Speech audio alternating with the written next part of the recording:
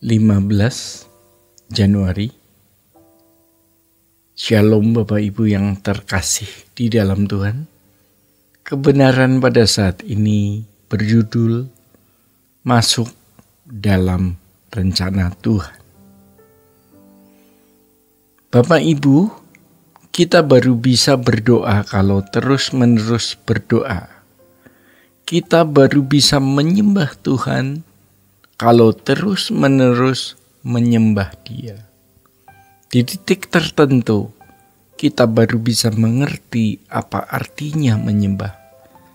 Kita tidak akan pernah bisa menghormati Tuhan kalau tidak terus-menerus belajar menghormati Tuhan. Sama dengan kita tidak pernah mengenali kesucian Allah. Sampai kita terus belajar menanggalkan semua dosa dan kelicikan dalam diri kita. Tidak ada pilihan lain kecuali duduk diam di kaki Tuhan, mencari wajahnya, dan dilakukan terus-menerus setiap hari memandang Tuhan.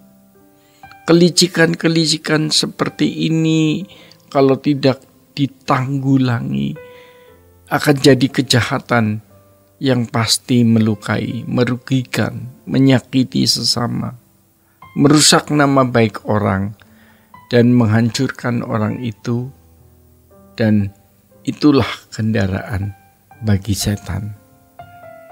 Ada pangkalan atau foothold di dalam diri kita yang kalau kita biarkan, maka kita bisa menggeser atau menjatuhkan orang.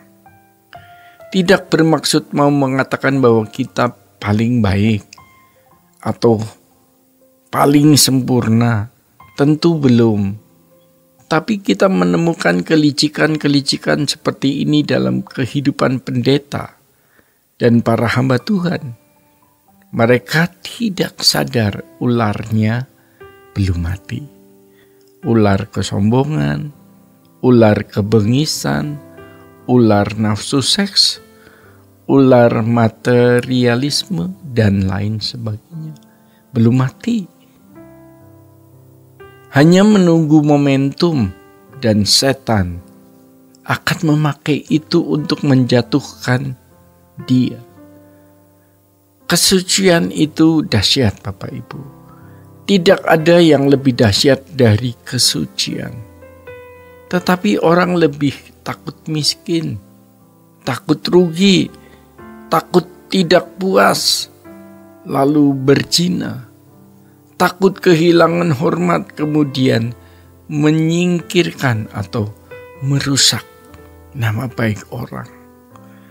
Takut kurang puas, maka menindas orang lain. Perbuatan-perbuatan seperti ini benar-benar jahat. Kaum muda harus berhati-hati. Ada ular di dalam diri kalian yang belum mati. Tapi suatu kali kalau punya kesempatan kalian akan berbuat dosa jika kalian tidak mulai takut akan Allah sejak sekarang.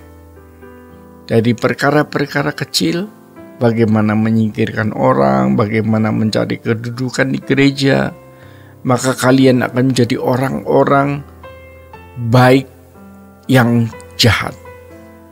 Potensi itu ada, tetapi harus betul-betul ditinggalkan.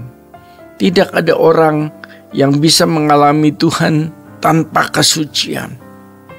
Tuhan tidak bisa berjalan dengan orang yang masih punya kelicikan, masih punya dosa, masih tidak bisa menahan nafsu-nafsu yang tidak patut. Maka kita berkata, jaga aku Tuhan, tolong aku Tuhan.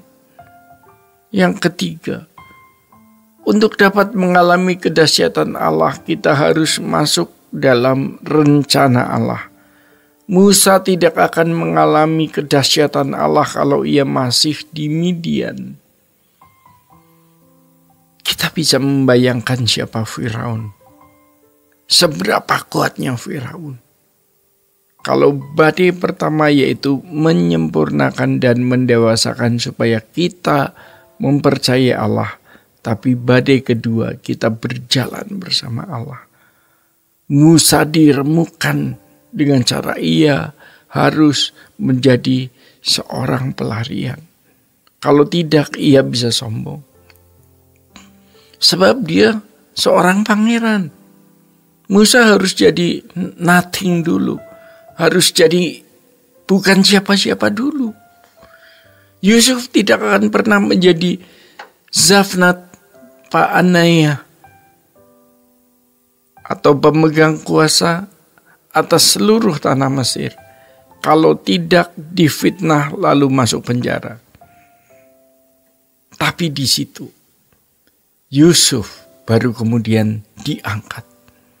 Badai kedua adalah pekerjaan Tuhan yang mustahil.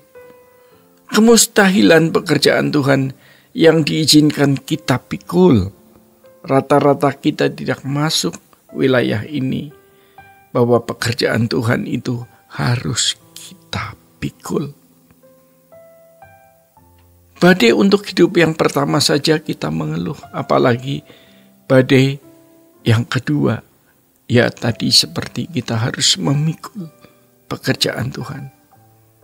Mengatasi badai yang kedua ini kita hanya punya satu cara, yaitu menutup mata. Ketika kita menutup mata, maka kita melihat Tuhan yang besar. Ketika kita melihat ombak, kita takut tenggelam. Kalau masih belum mustahil, kita belum melihat Allah hadir dalam badai pelayanan. Bagaimana Allah membuat nama-namanya dimuliakan?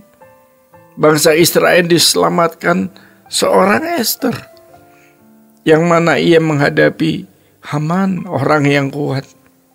Mungkin orang terkuat setelah raja, tapi di situ Esther menjadi kawan sekerja Allah.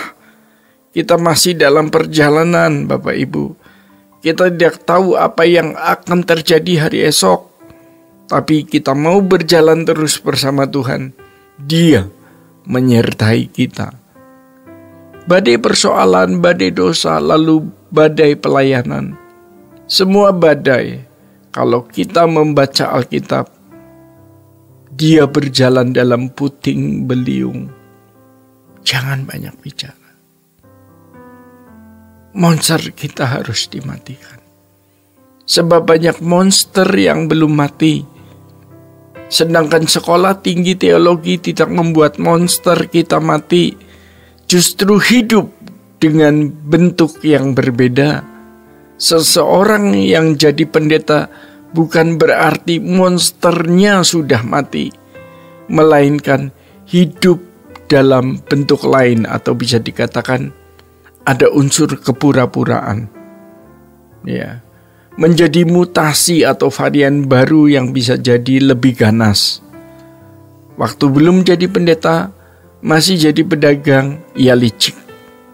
Tetapi setelah jadi pendeta, masih licik juga. Tapi varian baru yaitu lebih cerdik dan lebih besar korbannya. Bapak Ibu, bersyukur kita bersama dengan Tuhan di sini. Demikian Bapak Ibu kebenaran pada saat ini. Tuhan Yesus memberkati. Sola Gracia.